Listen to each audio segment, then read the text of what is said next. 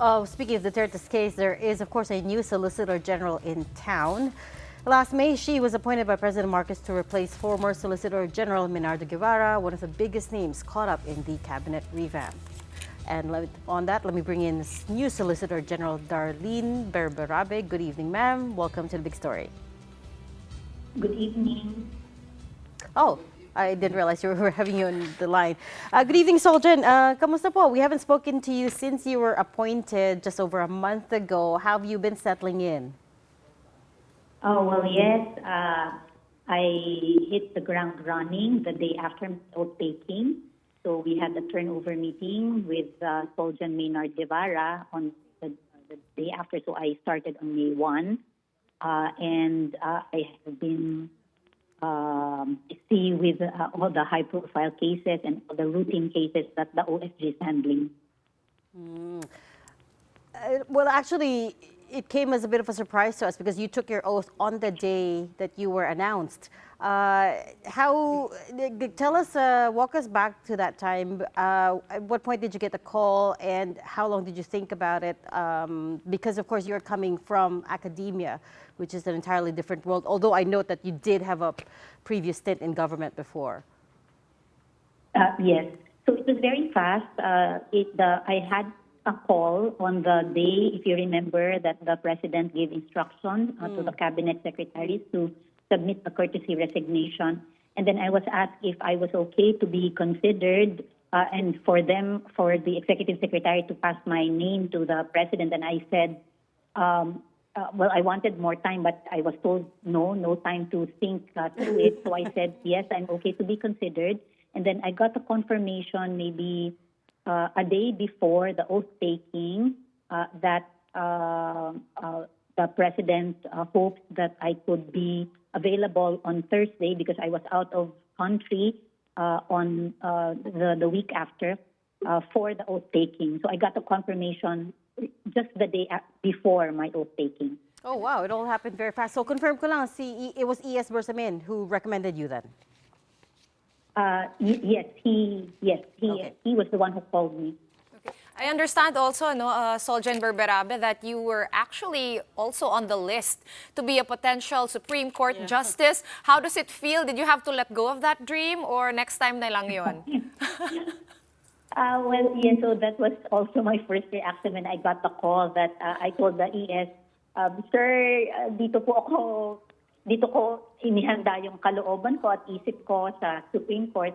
And then, well, of course, because the president is the one who's going to appoint also the justice of the Supreme Court. So, mabilis naman akong nakapick up na, okay, so malamang hindi ako yon. So, that's okay. So, if the president thinks that this is the role for me at this point, then I said yes.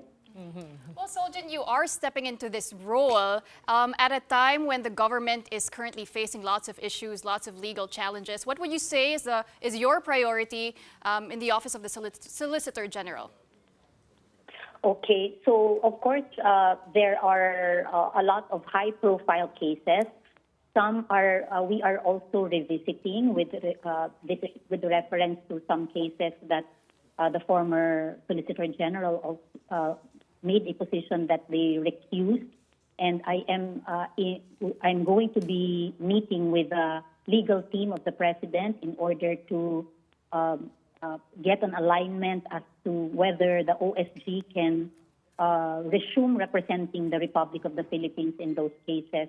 So another priority would be streamlining of cases because as I am going around the 30 divisions of the OSG, we are handling around 280,000 cases. So to streamline it and to be adopting policy so that there will be more guidance as to which cases to say yes to, which cases to appeal, which cases can be subjected to arbitration, mediation, so that we don't multiply beyond necessity the cases that for the OSG to handle, and so that we can also focus the resources of the OSG to just the important cases for the Republic. Just to clarify, Soljan, did I hear you right? You have yet to really have a good sit down with the president to align the priorities of your office. Well, I did have a meeting with the president, and I gave an overview of the cases that we are handling. So it was like more giving him a sense of what are the cases that are high impact, perhaps for the government.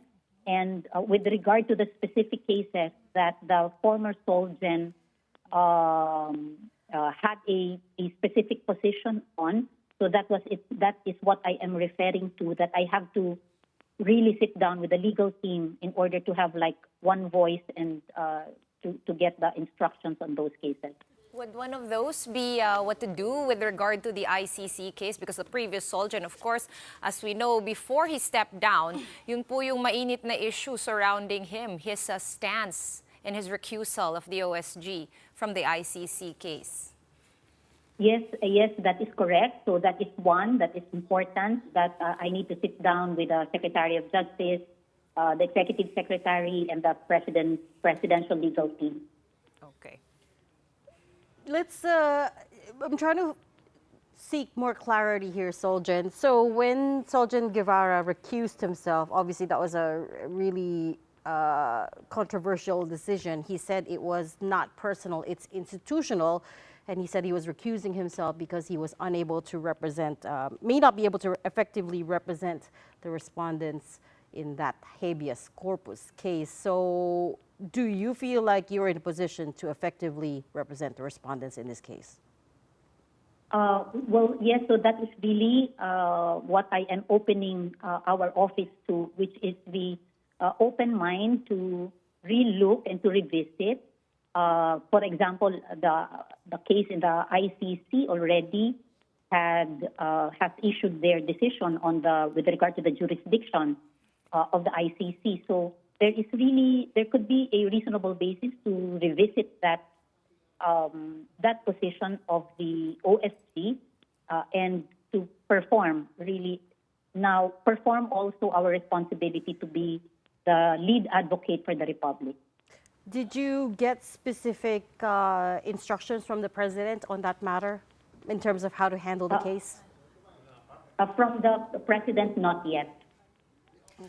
Soljan was speaking of high-profile cases. There is the impeachment trial, and the camp of the vice president did file a petition before the Supreme Court, and Senate President Cheese Escudero said that he will be referring this matter to the OSG in terms of representation because they are a respondent in that petition. Is your office already preparing its legal position in case you have to step in and defend the Senate?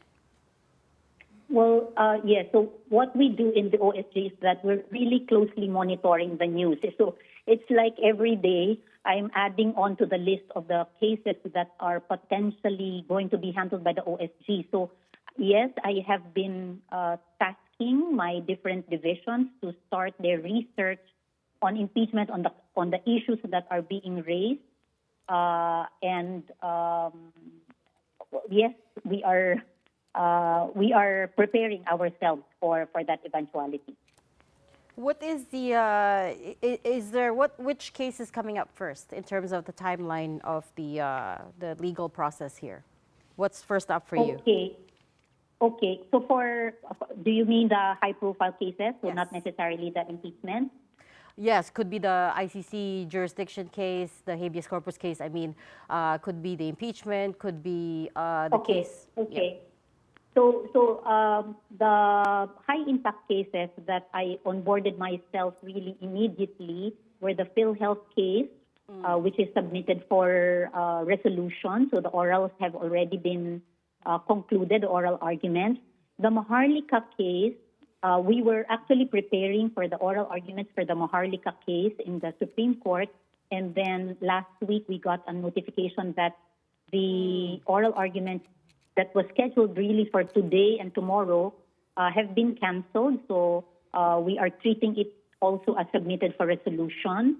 And then the POGO case, the POGO-related cases are also pending in court. So those are the cases involving Harry Roque, Ronaldin Baterna, Alice Go, and then for the impeachment, so we are also the House of Representatives also reached out to us because the Ombudsman had a request for the House of Representatives to respond to an order from the Ombudsman, which is also pursuant to the committee report that was submitted by the House of Representatives to the Ombudsman.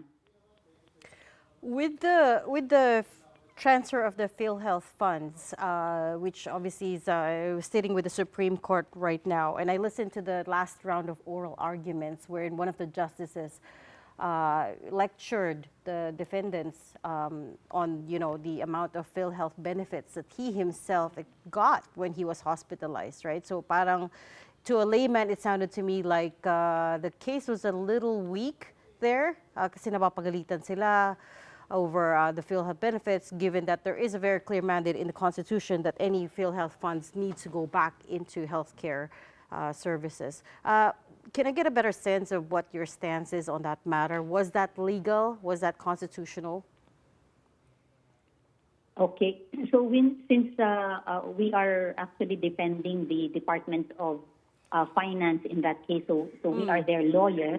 So it is our position that they were pursuant to the Constitution, that the provision in the GAA is not unconstitutional. I think that the issue that you mentioned is, well, that was not an issue in the case itself. So, of course, when you talk about health benefits, it could actually really be emotional for many because of the availment of benefits, maybe the delayed payments as well to the hospitals. But there are very specific issues that were raised in the issue, and so we were responding and giving the side of the Department of Finance in following what was that provision in the GAA and in issuing that DOF circular, which implements the transfer of the reserve funds of the PhilHealth that will be reverted to the National Treasury. Okay. And are you at liberty to discuss your stance on the Maharlika Investment Fund, even though the hearing was canceled? Yes. So the Maharlika Fund, so there were specific issues that we were preparing, and which the Supreme Court also outlined as the issues that they wanted to have oral arguments on. Number one, it was the I think the Supreme Court wanted to check on the economic viability of the Maharlika, of the creation of the Maharlika Fund, and then some constitutional discussion as well as to whether the discussions in the House were in accordance with the rules of Congress. And so I think that in the oral arguments, they were actually more expecting from the presentation of the Bangko Sentral and for the OSG, we will also discuss that there was basis for the economic team of the president in evaluating the economic viability of the Maharlika Fund, thus resulting in the creation of that corporation. Well, Soljan, on a different topic, I also wanted to ask about POGOs. It's been almost a year since President Marcos ordered its crackdown on illegal POGOs. And the task of the OSG there was to do a thorough inventory of assets of POGOs and even the cancellation of birth certificates of aliens that were fraudulently acquired. Have you taken a look already at the progress of the OSG there? Okay, so I just I have onboarded myself on the cases. So for Alice Go, there was a decision by the regional trial court on the Co Waranto case that was filed by the OSG, where the court declared that Alice Go is a Chinese citizen, thus she's usurping the office of the mayor. And there is also a pending deportation case. So the POGO cases, in fact, that the OSG is handling are more pertaining to the power of Congress to investigate in aid of legislation. So iba-iba naman yung mga tinatanong dun sa mga cases kasi the witnesses or the resource persons were challenging before the Supreme Court the power of Congress, and they were invoking also their right against self-incrimination because they didn't want to answer some questions of the Quadcom. Now, for example, for Harry Roque, the case that he filed in the Supreme Court in relation to this was the grant of he was asking for a grant of the privilege of the writ of amparo, but the Supreme Court said that the writ of amparo kasi is a legal remedy to protect the right to life, liberty in cases involving extrajudicial killing and enforced disappearance, which is not applicable in the Congress investigation. Very quickly, Soljan, gusto ko lang mag-circle back doon sa ICC jurisdiction case. Did I hear you right earlier? And just to clarify, you're saying you see an opportunity to be able to change the stance of the OSG because that was the issue then with the former Soljan Guevara. Sabi niya he needs to be consistent with the stance that the office has taken so far. So you're saying may chance to kind of shift this? Just to add Yes. context to Yes. that, the official position of Soljan Guevara and his office's position was that the case of the Philippines was not admissible and that the ICC failed to timely exercise its jurisdiction. That was that's on the record. So in your office, in your time, what is the official stance going to be? Okay, so we don't have yet an official stance, and that was what I was trying to say a while ago. I am just saying that we are open to revisiting it since the ICC has already ruled upon the jurisdiction of the court. It was like a 3-2 decision, only 2 dissented on the jurisdiction of the ICC to proceed with the case. So we are open to revisiting that position given the decision on the jurisdiction. And what I am doing is I am asking for another division in the OSG also to study so that, because we have like 30 divisions in the OSG, and if para hindi naman awkward na the previous division will go 180 degree with the position that they have. So I'm not saying that it's final, and 2 things. So all I'm saying is I'm open. We are studying it. And number 2, that we have to align with the legal team of the president so that we can have an aligned position. Oh, thanks for clearing that up, because Yes. that was a very fudgy issue. Well, I mean, and to be fair, it is still early in your term. right. But what do you think, coming from the academe, what do you think, how do you think that's helped you in this new position? Because it's entirely different and you have to navigate a different landscape here. Yes, it is very different. Now, I think that because in the academe, the values really that are important in the academe are open-mindedness. We encourage discourse and discussion. So that means that I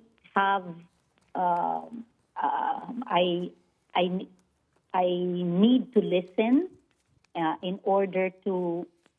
And I need to be conscious as well of like certain biases. So there has been a case, for example, in the OSG.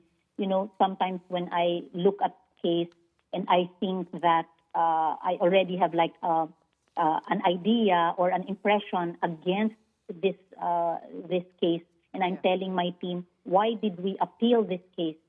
It seems that it's weak, but when I go into the details and when I listen to my team, it corrects my prejudices. So I think that inclination and that openness to listen and weigh the different perspectives will be very important, especially for the Office of the Solicitor General and the role of being the tribune of the people.